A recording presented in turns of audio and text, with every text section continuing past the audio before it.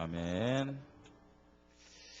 하나님 말씀 우리 함께 보십시다. 사도행전 6장 1절로 7절까지 말씀입니다. 사도행전 6장 1절로 7절.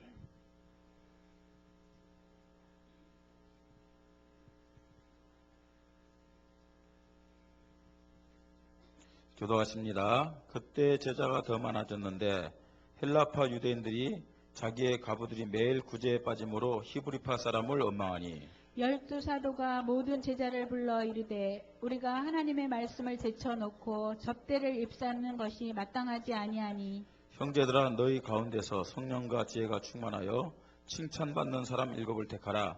우리가 이 일을 그들에게 맡기고 우리는 오로지 기도하는 일과 말씀 사역에 힘쓰리라 하니 온 무리가 이 말을 기뻐하여 믿음과 성령이 충만한 사람 스데반과 또 빌립과 브루고르와 니가노르와 디몬과 바메나와 유대교에 입교했던 안디옥 사람 니골라를 택하여 사도들 앞에 세우니 사도들이 기도하고 그들에게 안수하니라. 같이 읽습니다. 하나님의 말씀이 점점 왕성하여 예루살렘에 있는 제자의 수가 더 심히 많아지고 허다한 제사장의 무리도 이도에 복종하니라. 아멘. 찬양대 하나님께 영광 돌립니다.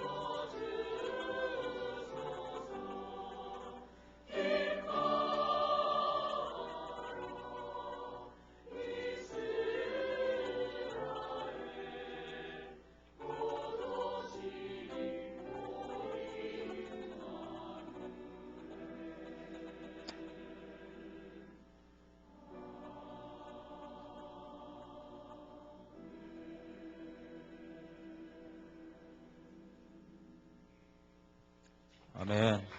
감사합니다.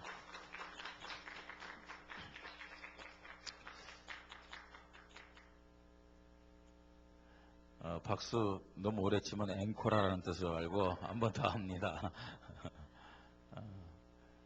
지난주 북경 교회 갔더니 대금강 집사님 둘째 아들인 믿음이가 수도를 하더라고요. 수도를 하는데 그 전에 첫째 아들이 수두를 했어요. 근데 이 아이는 조금 체력적으로 좀 약해요. 약해갖고 오랜 기간을 하더라고요. 오랜 기간. 근데 둘째 아이는 조금 이제 몸무게도 나가고 성격적으로도 좀 느긋한 게 있는 것 같아요. 그래서 그런지요, 이 10꽃이요, 금방 피었다가 또 닦지 않고 이 수두하는 기간이 좀 짧더라고요. 근데 우리가 그 아이들을 다 키워봐서 알겠지만, 아이들이 언제 제일 이 아이가 많이 컸다 이렇게 느껴지냐면은 아픈 다음에요.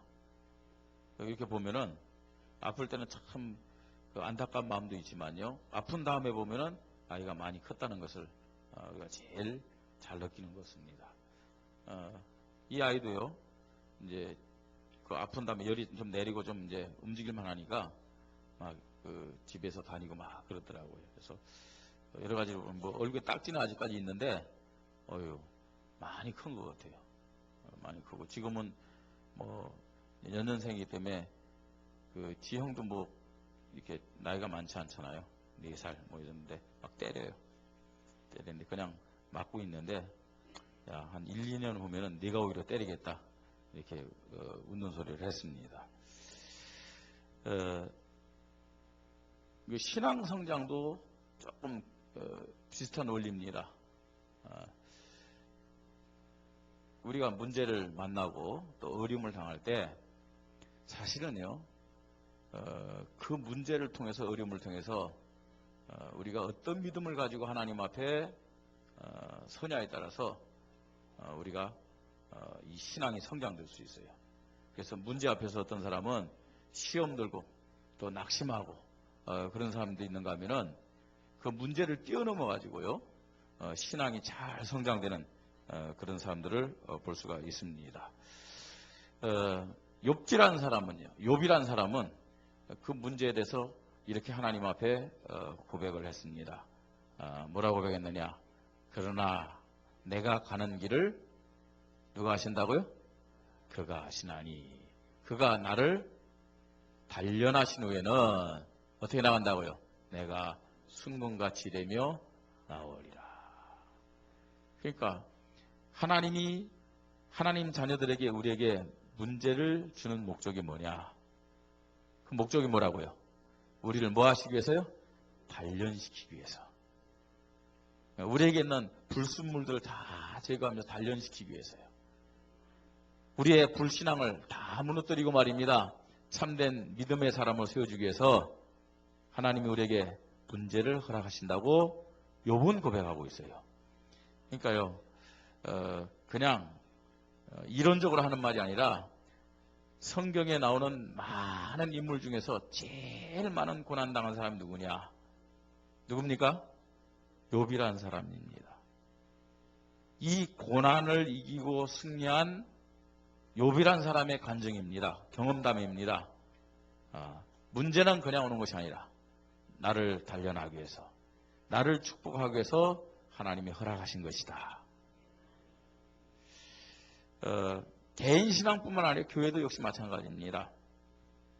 문제와 시련을 어떤 믿음으로 잘 통과하냐에 따라서 축복과 응답과 열매들이 달라지는 것임을 보게 됩니다.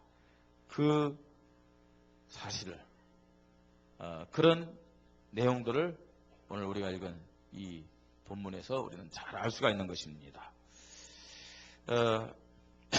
바다가 늘 잔잔하진 않죠. 그죠? 늘 뭐 잔잔한 해갖고는 바다가 아닙니다. 사실은요. 바다가 파도가 쳐야 바다지. 잔잔한 바다를 보시기를 원하시는 분들은 바다 볼 필요 없어요. 강 보세요. 강. 예? 바다를 보려면 막 파도치고 이런 걸 보기 위해서 바다 가는 거 아닌가요? 저는 이제 가끔 바다를 지나갈 때요, 잔잔한 것은 별로 멋이 없더라고요. 좀 파도가 이라고 말입니다. 이 파도가 부서지면서 말입니다. 그 하얀 거품을 막 일으키고 막 이래야 바다답다. 이런 생각이 들죠.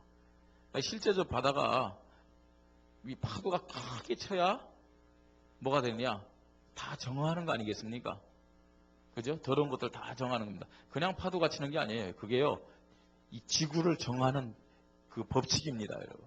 태풍이, 우리는요, 태풍이 오고 바람이 불고 비가 많이 와서 싫다 하지만, 태풍이 없으면 인간의 모든 삶의 더러운 것이 다 바닷속에 들어가는데 어떻게 정화할 수 있겠습니까?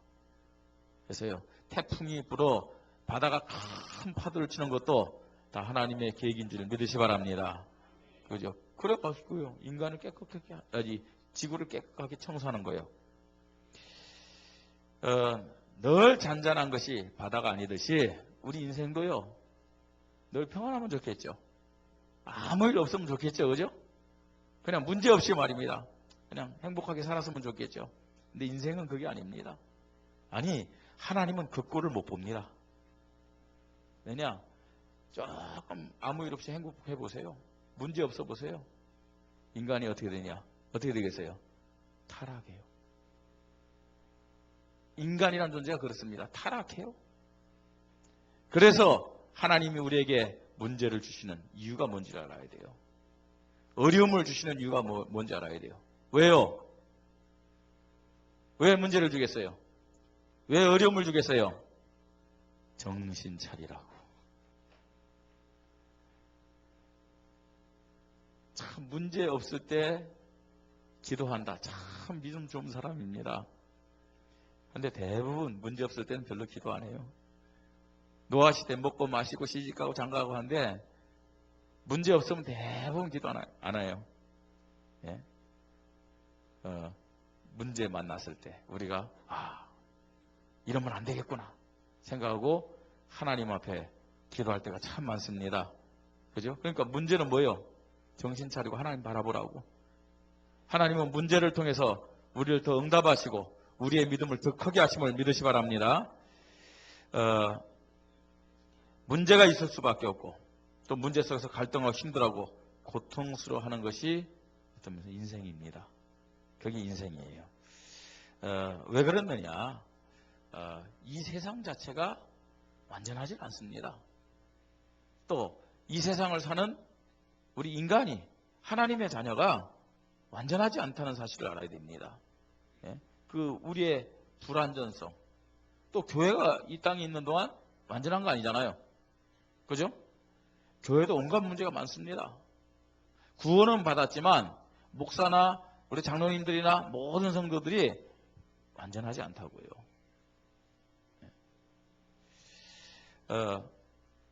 우리가 구원받은 하나님의 자녀들입니다. 근데 불신자들과 비교해 볼 때 우월하게 뭐가 달라져 있다든지 말입니다. 우리는 하늘 위에서 구름을 밟으면서 다니고, 불신자들은 말입니다. 구원받지 못하고 땅에서 막 이 땅을 기어다니고 말입니다. 땅에서 차설하게 말입니다. 실패하고 그런 모습이 아니잖아요. 문제 때문에 고민하고 갈등하고. 그게 불신자에게만 있는 것이 아니라 누구에게도 있는 거예요? 구원받은 우리에게도 있잖아요. 그래요, 안 그래요? 뭐 달라진 거 있습니까? 똑같아요. 우리 권사님 미용하는데 예수 믿는 권사님, 원주 이만일교회 권사님 미용하는 데는 뭔가 좀 다른가요? 예? 머리에다 뭐가 대면 말입니다. 성령 충만한가요? 그 사람들이 전부 다? 똑같아요. 다 똑같습니다. 똑같은 문제 속에서, 똑같은 고통 속에서 살아가는데 중요한 것은 그 의미가 다르다는 것은 알아야 돼요. 의미가요. 세상 사람들이 당하는 문제는 뭐가 문제냐? 실제적으로 그 문제 속에서 육신의 어떤 행복을 위해서 자꾸만 그 문제를 해결하려고 하지만 또 자기의 잘못이라든지 사단을 보트는 문제지만 구원받은 하나님 자녀들에게 오는 문제는 하나님이 우리를 축복하시기 위해서 우리의 믿음을 세우기 위해서 허락하신 문제임을 믿으시 바랍니다. 똑같은 문제지만 문제의 의미가 다르다는 사실을 우리는 알아야 됩니다.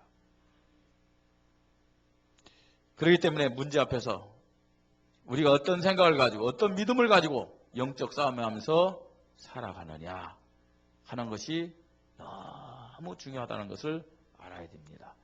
문제가 아니고 문제 앞에서 우리의 믿음이 문제란 얘기입니다. 우리의 생각이 문제란 얘기입니다. 문제 속에서 교회가 하나님의 자녀들이 어떻게 하나님 앞에서 믿음 고백하고 더 큰 응답과 축복을 받으며 승리해야 되는지 오늘 본문을 통해서 우리는 확인해야 되겠습니다. 오늘 본문을 잠깐 설명합니다. 이 초대교회 왜 문제가 왔어요? 안 돼서 문제가 왔어요. 너무 잘 돼서 문제가 왔어요. 에? 너무 잘 돼서 문제가 왔어요. 이 사도행전 6장에 나타난 이 교회 모습은요, 부흥이 안 돼서 문제가 온 것이 아니라 너무 부흥이 돼갖고 문제가 온 거예요. 너무 잘 돼가지고 문제가 오는 거예요. 많은 사람들이 지금 회개하고 교회에 들어왔어요. 자, 그런데 보통 교회는 어떤 사람들이 많이 오느냐?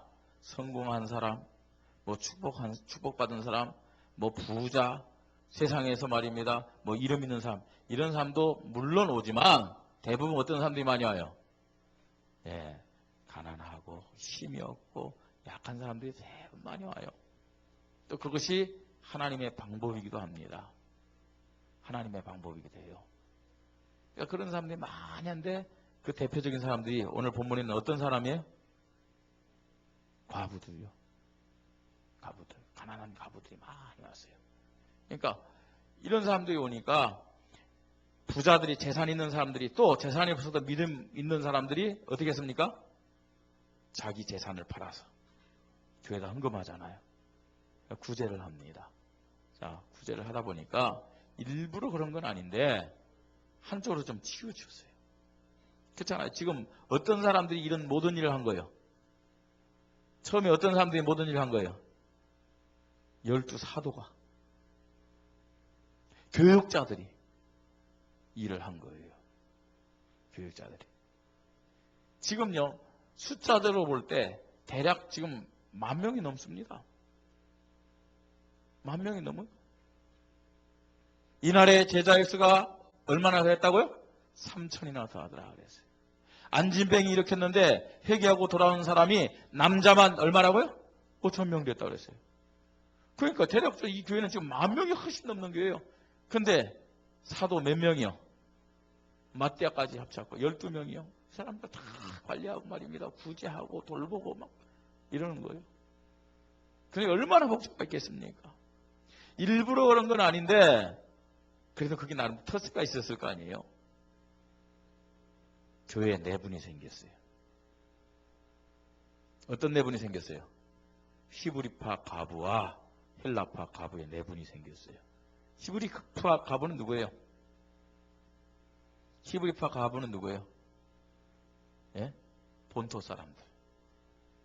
이를테면요, 지금 우리 한국에서 살면서 예? 가부된 사람들, 히브리파 가부입니다. 자, 헬라파 가부는 누구겠어요, 그럼요? 그러다 보니까요, 이 오순절에 뭐 여기 왔던 사람들이라든지 말입니다. 또 외국에서 살던 이런 사람들이 들어와가지고 교회에 들어온 거예요. 우리 교회도요, 가끔 이제 교포들이 오잖아요. 살다가. 그죠? 어떤 의미에서는 뭐 조선족도 말입니다. 교포잖아요. 이런 사람들이요. 한국 사람은 한국 사람인데 유대인은 유대인인데 다른 나라에 살던 사람들 있죠. 이런 사람들. 그게 이제 헬라파 가부들입니다. 구제에 빠지는 것에 대해서 원망하고 불평하고 막 내분이 생긴 거예요. 이런 부분이 있었어요. 문제가 왔다는 얘기입니다. 그때 사도들이 하나님 앞에 선 거죠. 하나님 앞에 서서 어떻게 이 문제를 해결할 것인가. 그래서 어떻게 합니까? 제자들을 불러놓고 우리가 하나님의 말씀을 제쳐놓고 접대를 일삼는 것이 마땅하지 아니하니. 그러죠. 그게 틀렸다는 얘기 아닙니다. 그 일을 하는 것이 틀렸다는 얘기 아니에요. 그러나 우선순위를 놓쳤다는 얘기예요. 우선순위를. 정말로 해야 될 중요한 일들을 놓친 것이죠. 어떤 의미에서는요, 이 복음이 제대로 들어가지 않았기 때문에 이런 문제가 생긴 거예요. 사실은요, 복음만 제대로 들어갔다면, 복음만 제대로 전했다면은 구제가 중요한 것이 아니라 구원받은 사실 그 자체가 감사한 거 아닌가요? 안 그래요? 구원받은 사실이 너무 감사한데 복음이 우선적으로 들어가지 않았기 때문에 구원에 대한 감격은 없어지고 저 사람들은 많은 것을 주고 구제하는데 왜 우리는 이렇게 조금 주느냐? 근본적인 것을 놓치고요. 부수적인 것. 이거 가지고요. 불평하고 원망하고 막 그런 거 있잖아요. 그래서 갈등이 생긴 거죠. 그래서 뭐라고 했느냐? 하나님의 말씀을 제쳐놓고 접대를 일삼는 것이 마땅하지 않다. 그러면서 너희 가운데 사람들을 택하라 그랬어요. 택하란 말은 추천해라 이거. 사람들을 추천해라. 네? 어떤 사람들입니까? 성령과 지혜가 충만하여 칭찬받는 사람들을 택하라, 추천해라 그랬어요. 그리고 우리는 기도하는 일과 말씀 전하는 일에 전무하리라. 우선순위를 붙잡고 정말로 중요한 일을 해야 되겠다. 이렇게 말씀을 하고 있습니다. 이런 본문을 통해서요, 정말로 하나님이 왜 이 교회에 점점 왕성하게 역사했는지, 이 교회가 어떤 믿음을 가지고 어떤 고백을 하면서 하나님 앞에 섰기 때문에 그냥 축복한 게 아닙니다. 점점 말씀이 왕성했다고 그랬어요. 점점 왕성하게 하나님이 역사했는지 우리가 함께 말씀을 통해서 우리에게 주시는 하나님의 음성, 하나님의 시간표를 붙잡기를 원합니다. 첫째로요, 사도의 사명입니다. 사도의 역할을 지금 하고 있는 사람들이 누구냐? 누굽니까? 목사와 교육자들입니다. 오늘 저와 우리 교육자들은 이 말씀 붙잡고 하나님 앞에 기도하면서 갱신할 것 갱신해야 되겠고, 우리 성도님들은 우리 교육자들 위해서 기도해 주시길 바랍니다. 사도의 사명, 가장 기본이면서 가장 우선적으로 중요하게 생각하면서 해야 될 사역입니다. 그게 뭐냐? 뭐라 그랬어요? 예.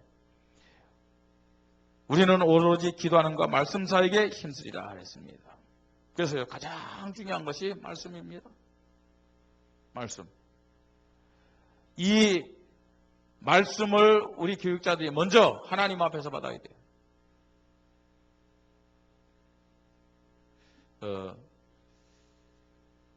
이제 한동안은 저는요, 말씀 준비를 이제 보통 교회에서 말입니다. 시간이 있을 때 이제 하랬는데, 요새는 글쎄요, 재밌는 게 뭐냐면 비행기를 타고 다니면서 했죠.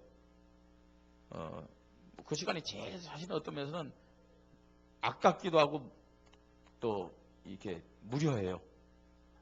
근데 그때요, 뭐 좀 이제 제가 이를테면 뭐 시간이 많이 걸린 데는 뭐 이렇게 뭘 좀 보기도 하고, 그 다음에 성경 피고 이제 말씀을 준비해요. 아무리 중국이라지만 비행기 안에서 성경 피고 좋은 데 말씀 전하는 것은요, 뭐 터치를 안 하니까요. 그런데 그래가지고 성경 읽고 그 다음에 말씀 준비하면요, 뭐 하나님이 말씀을 이렇게 주시더라고요. 여러 가지로 말씀을 주세요. 그러면 그 정리된 말씀을 가지고 이제 교회에 와서 다시 한번 주석이라든지 또 제 책상 앞에는 또 한 주간의 그 메시지가 전부 다 이렇게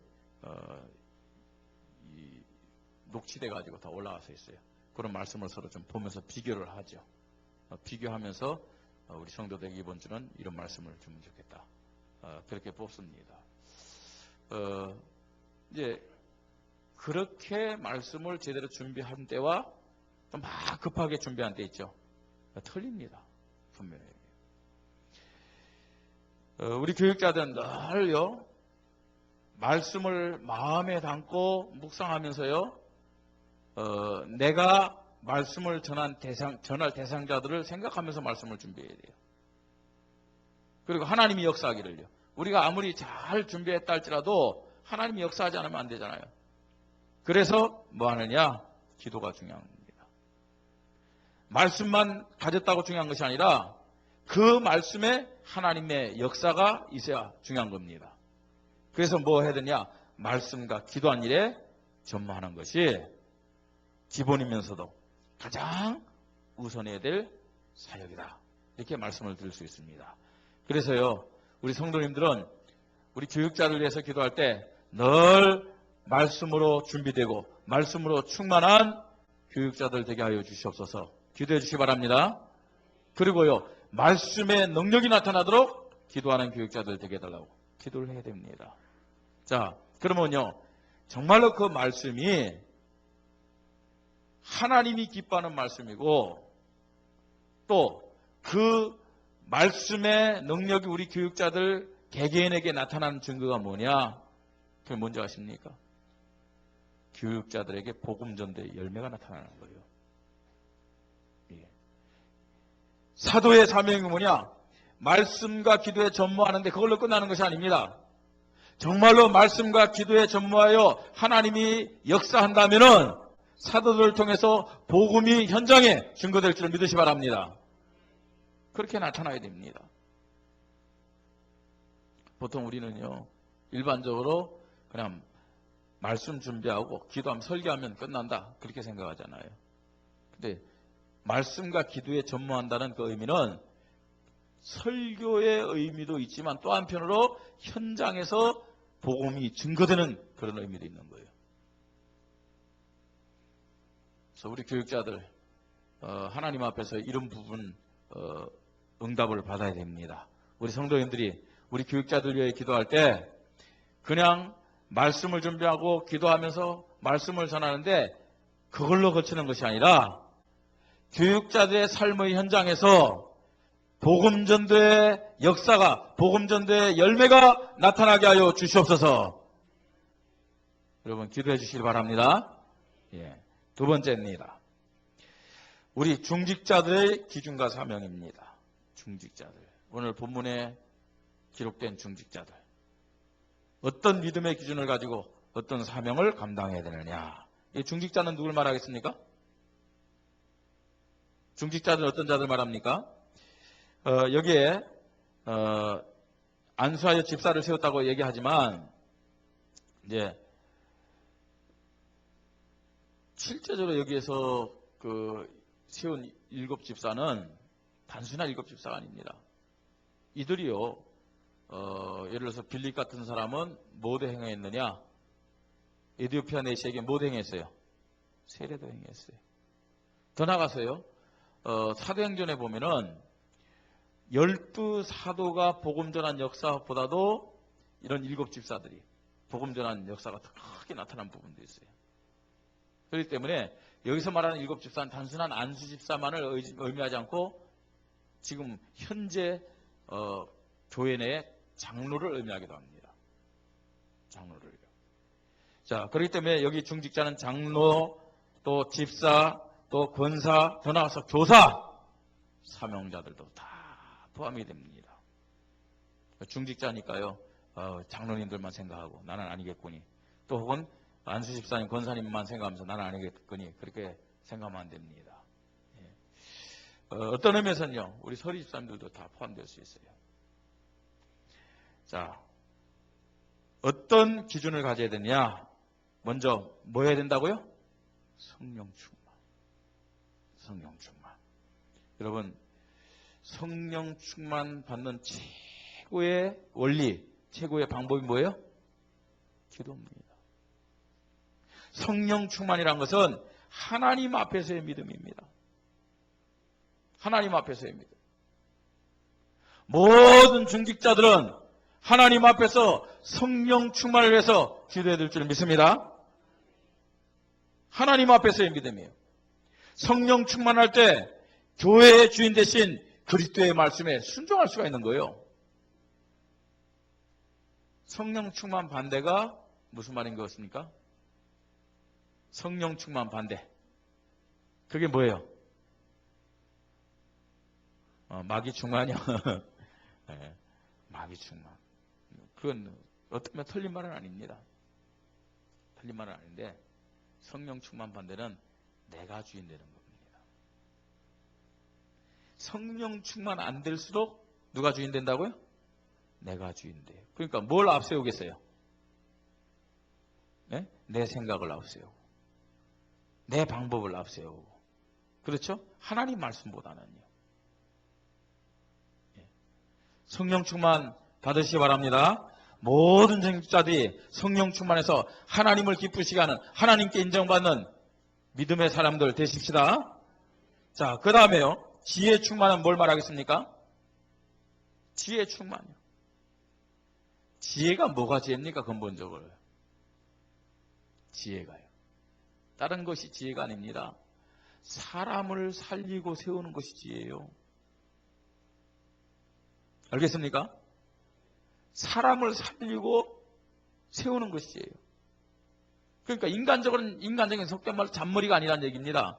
그게 지혜가 아닙니다. 지혜의 근본은요, 하나님을 경외하면서 지혜는 사람을 살리고 세우는 것이 지혜라는 얘기입니다. 그래서 성경에 보면 아주 지혜로운 사람이 있어요. 누구냐? 라합이요. 라합 보세요. 하나님 편에서 그 두 정탐꾼을 살려줬잖아요. 그게요, 어떻게 됐냐? 자기와 그 가족이 다 살았어요. 그죠? 그게 지혜입니다. 그런데 보세요. 여리고성 사람들 입장에서는 라합이 누구예요? 이 완전 반역자죠. 간첩을 살려줬잖아요. 그래서 하나님 편에서 사람 살리는 거란 얘기입니다. 예. 그래서 지혜 충만하다는 말은 무슨 말이냐? 하나님의 뜻을 잘 알고 교회에, 삶에, 성도들에게 적용하는 믿음이 지혜 충만을 말하는 겁니다. 하나님의 뜻을 잘 적용하는 그것이 지혜예요. 하나님께 영광 돌리고 사도를 도고 성도들에게 힘과 평안을 주는 그런 믿음이, 그게 바로 지혜로운 모습입니다. 이런 지혜로운 우리 중직자들이 되시기를 주님의 이름으로 축복합니다. 자, 그러면 결과대로 나타나는 것이 뭐겠어요? 칭찬받습니다.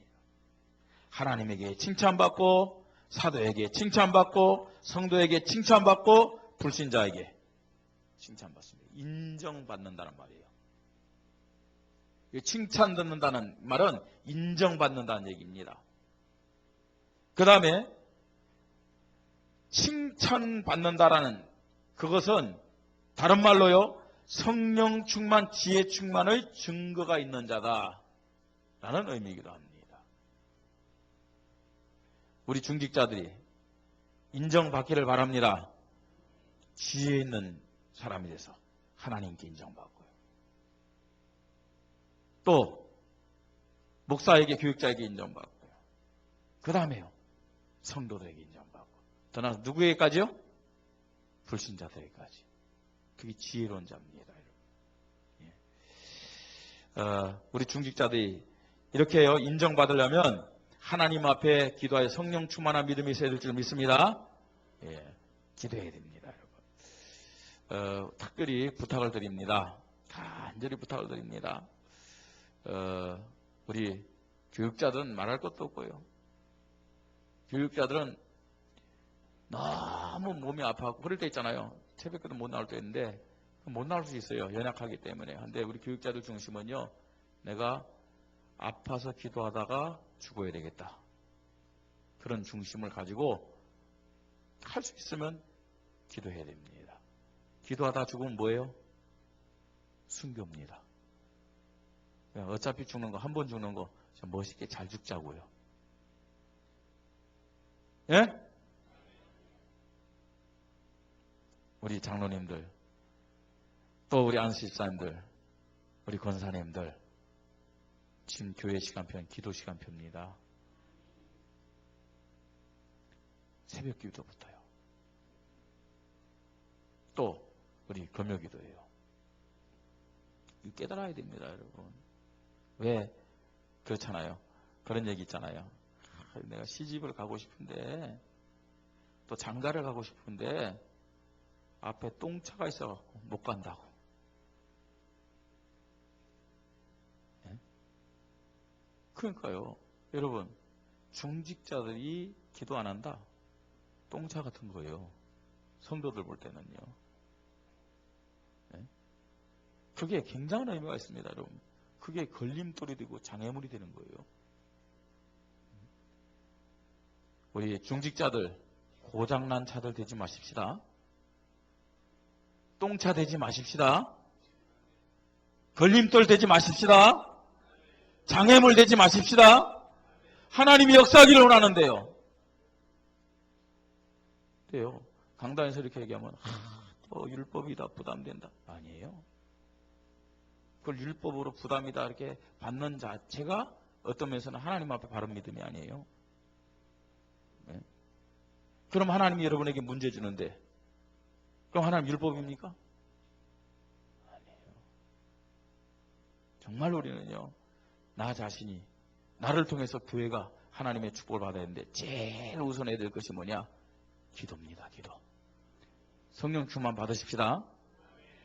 능히 여러분들이 할 수 있기 때문에 하나님이 그 직분을 허락하신 줄 믿습니다. 못하면 주지도 않아요. 하나님이 여러분들을 축복하기 위해서요. 여러분을 통해서 교회를 세우기 위해서 그런 너무 귀한 직분을 주셨거든요. 안 된다, 못한다. 그게 사단에게 속는 거 아닙니까? 그게 내가 주인된 모습 아니겠습니까? 예. 한번 해보세요. 세 번째입니다. 평신도의 사명입니다. 평신도의 사명. 평신도는 누구냐?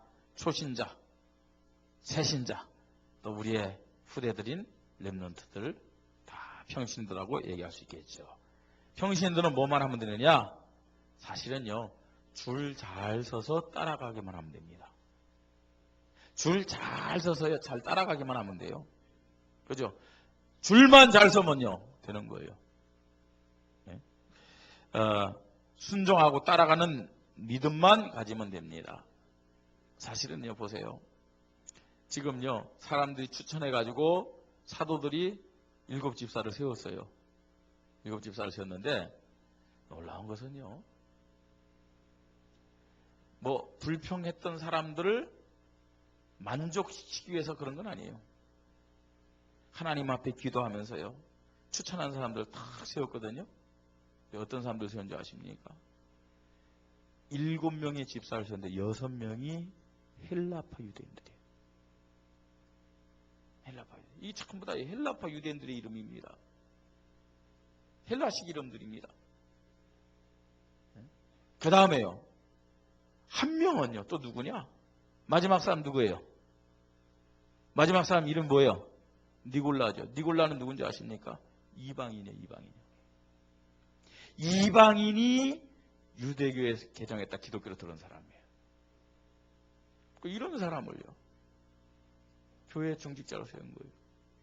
그러니까 상식적으로요. 이게요. 안 맞아요. 그러면 히브리파 유대인들 입장에서 볼 때는 너무요. 한쪽으로 치우쳐가지고 집사들을 세운 거 아니에요. 그죠? 어떤 면에서는요.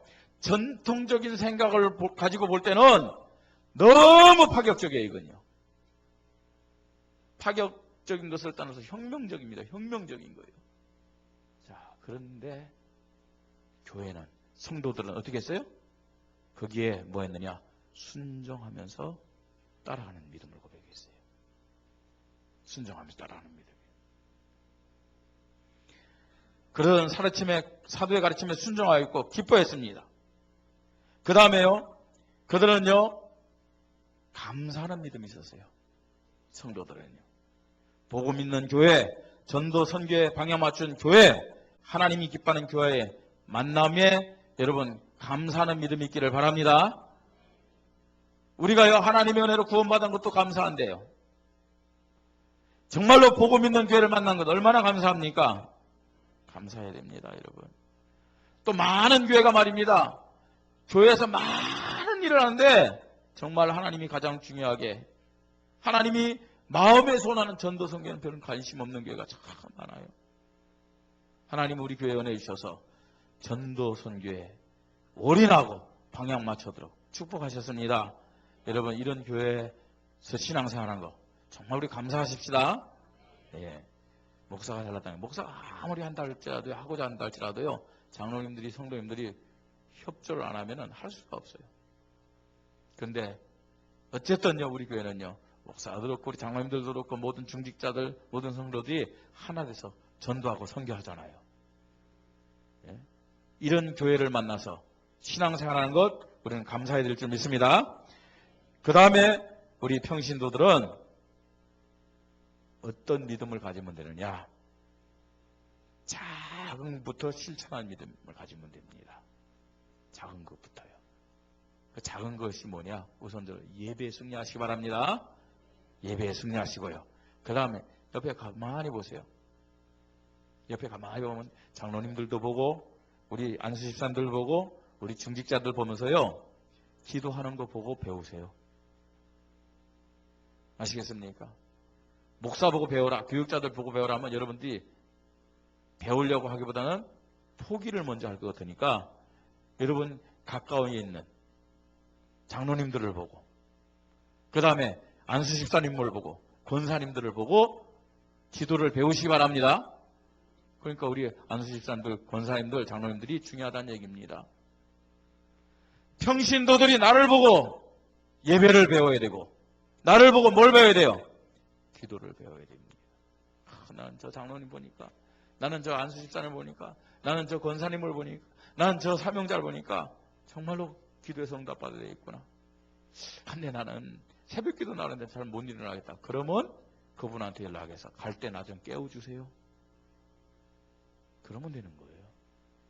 나 좀 데려가 주세요. 그러면요, 장로님들, 권사님들, 안수집사님들이 당연히 깨워서 데려가겠죠. 아니, 나도 못 가는데, 나도 귀찮아. 벌써요, 뭘 놓치고 있다는 거예요? 사명 놓치고 있다는 겁니다. 사명 놓치고 있다는 거예요. 여러분들 옆에요, 평신도들이 말입니다. 어린 신앙인들이 나 좀 새벽기도 좀 데려가줘. 나 좀 전도 현장 데려가줘. 이런 얘기 한 번도 못 들었다는 것은 여러분의 믿음에 문제가 있다는 겁니다. 여러분 믿음에 문제가 있는 거예요. 당연한 거 아니겠습니까? 나를 좀 도와줘. 평신도들이 나를 좀 가르쳐줘.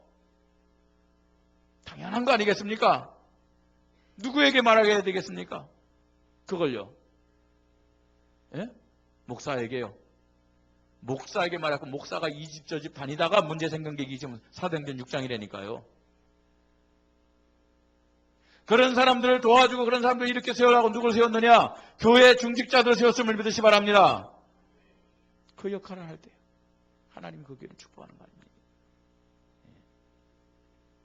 그 다음에 헌신하는 거. 네? 집사님을 보니까, 권사님을 보니까, 장로님들 보니까 아, 교회 일을 저렇게 하는구나, 저렇게 헌신하는구나. 훈련, 전도 이런 것들이요. 작은 것부터 여러분들이 실천하는 믿음으로 인도 받으시길 바랍니다. 그러면서 성장이 되는 거예요.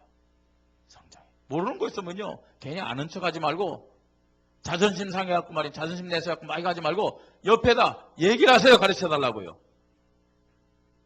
보통 저는요, 이렇게 답답할 때 뭐냐면 길 가다가요, 물으면 될 거 아니에요.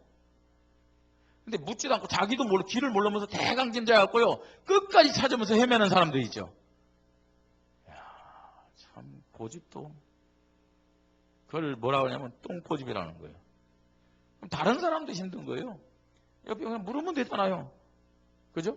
그 쉬운 방법을 놓고요. 신앙생활도 마찬가지입니다. 여러분을 내려놓고 옆에 있는 사람들에게 묻고 배우고 따라가시길 바랍니다. 그게 평신도들의 모습이에요. 결론입니다. 교회와 성도들은 문제가 올 때 하나님의 새롭고 더 큰 계획이 있음을 고백해야 될 줄 믿습니다. 문제 오면요, 나 자신과 우리 교회의 내적인 부분을 점검하고 빨리 회개하고 갱신할 부분을 찾으면 됩니다. 자, 찾았어요. 찾았다면 어떻게 되겠습니까? 찾았다면요, 순종하고 실천하는 거예요. 찾고 끝내면 안 돼요. 순종하고 실천해야 됩니다. 초대교회는 많은 문제가 있었습니다. 외적인 핍박이 왔을 때 어떻게 했느냐? 믿음 가지고 기도로 하나가 딱 됐잖아요. 외적인 핍박이 왔을 때는요. 네. 우리 교회에 외적인 문제가 올 수도 있어요. 그러면요, 어떻게 하냐? 모든 성도들이 하나에서 기도하면 될 줄 믿습니다. 그럼 하나님이 역사하는 거예요.